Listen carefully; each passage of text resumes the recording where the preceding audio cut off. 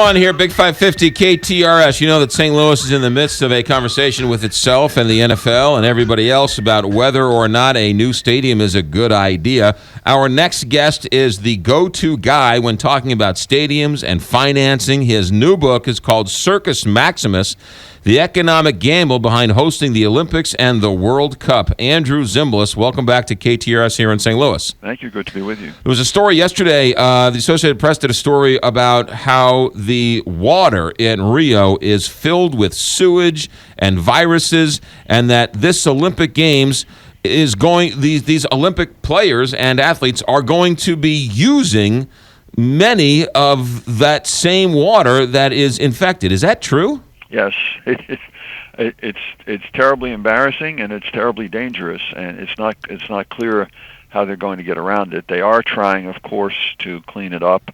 You know, it has not only sewage, but it also has garbage in it. So there are things like old transistor radios and old record players and tires that you can bump into. And so there are different things that can throw you off the boat, and then you get into the waters that are polluted with viruses and parasites, and people who have been doing practice runs have been getting very sick. And it's not just the sailing and the boating. It's also, there's one of the Olympic events is an open swimming event where they'll be doing that at the Copacabana beach, and then there's some other boating races at the Rodrigo Freitas Lake in downtown Rio, and that's also polluted. So it's going to be terribly embarrassing. All of this is unfolding in a Brazilian economy that's entering a depression. It has a budget deficit of almost 10% of GDP. It has an inflation rate that's rising rapidly, and it's up to 8%. Which they joke, by the way, on the streets of Rio that's higher than the popularity rating of the president, Dilma Rousseff. I can go on, but it's a real mess. They've had lots of popular protests. It's really too late at this point, or it seems to be too late to go to an alternative host. How is it possible that Rio got this bid in the economic situation they're in, and they clearly don't have the capabilities to put on an Olympic Games? How did they get this bid? Well, to be fair to the IOC, and I don't like to be fair to them, but here I'm going to be fair for a moment anyway. They awarded Rio the Games in 2009. 7 years ago, and that's the way they typically do it. So, for instance, Los Angeles is now bidding for the 2024 Games, and the decision will be made by the IOC, that's the International Olympic Committee, in September of 2017, seven years beforehand, to give the city enough time to do all of the building and construction that they need to do to prepare for the Games. So in 2009, Brazil was a rising country. It had had many years in a row of favorable economic growth. It had tamed its historic problems with inflation. It had political stability. And it looked like a rising middle-income country. Brazil, like Russia, like China, are all in this boat, and they wanted to sort of have a coming-out party and proclaim themselves part of the membership of the developed countries of the world. So it's somewhat understandable, but part of the problem is when you try to do these games in countries that are not fully developed, not only do they have to build for the Summer Olympics 32 different venues, but they have to build accommodating infrastructure. So they have to expand and modernize their airports, they have to expand and modernize the roads and public transportation. They have all sorts of other things to do, and frankly, it's an overwhelming task. You know, Sochi spent somewhere between Sochi, Russia, which hosted the Winter Olympics in 2014, spent somewhere between $50 billion and $70 billion to host those games. And Beijing in 2008, when they hosted the Summer Olympics, spent $44 billion.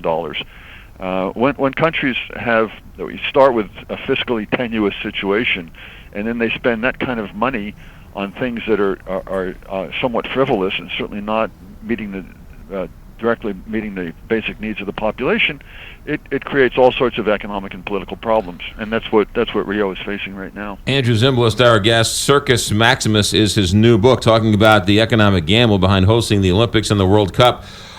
We've seen what happened in Athens. We've seen the current new ruins in Athens. We've seen what happened in South Africa with the World Cup, and now with Brazil the last time it was in the World Cup. And some of these venues that they built have been sort of left to rot. Was there any economic gain from any of these games and or World Cups that have come along? So the scholarly studies, independent studies that have been done by people who don't have an axe to grind, just trying to figure out what kind of impact this has, have not found economic gain, possibly with two exceptions. One of them was Los Angeles in '84, the other was Barcelona in '92. But every single Olympic Games for which we have adequate financial records going back to 1960 have had substantial cost overruns. The average cost overrun in the Summer Olympics since 1984 is 252%. So cities take on an enormous amount of debt and that they have to pay back over time, and they end up with these structures that are highly specialized.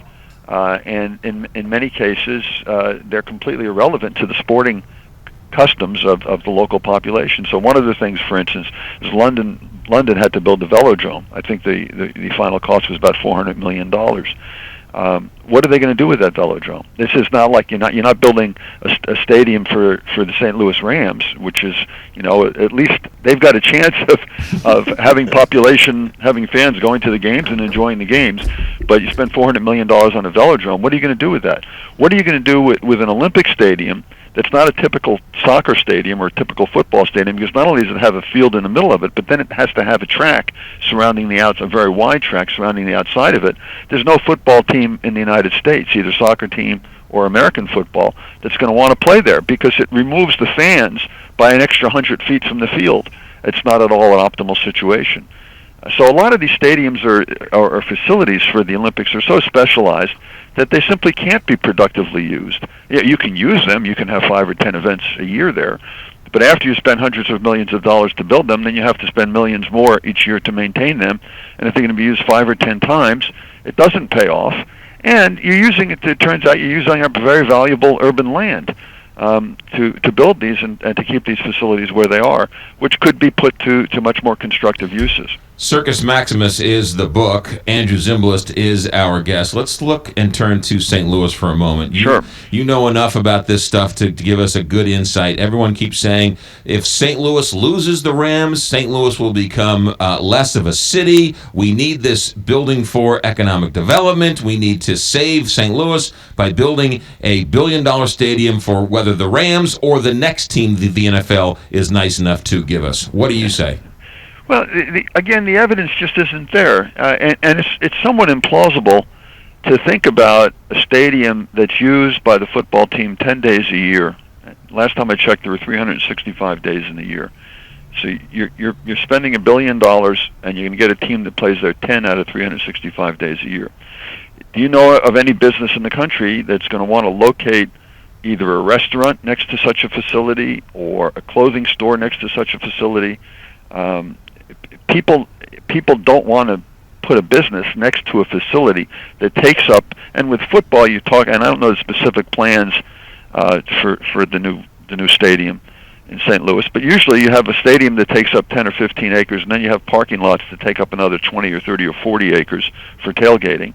So you're using up an enormous amount of land that turns out it's dark for 350 days out of the year. It's dark. Nobody wants to locate a business next to that. That doesn't promote businesses, and it's implausible in general that anything that happened 10 or 15 days a year would be helpful to a local economy. So what you end up doing is taking on a great deal of debt. You end up assigning all of the revenues that are generated at the facility to Mr. Kroenke or somebody else who's owning your local football team. Those individuals spend most of their money not in St. Louis but in other parts of the country and other parts of the world.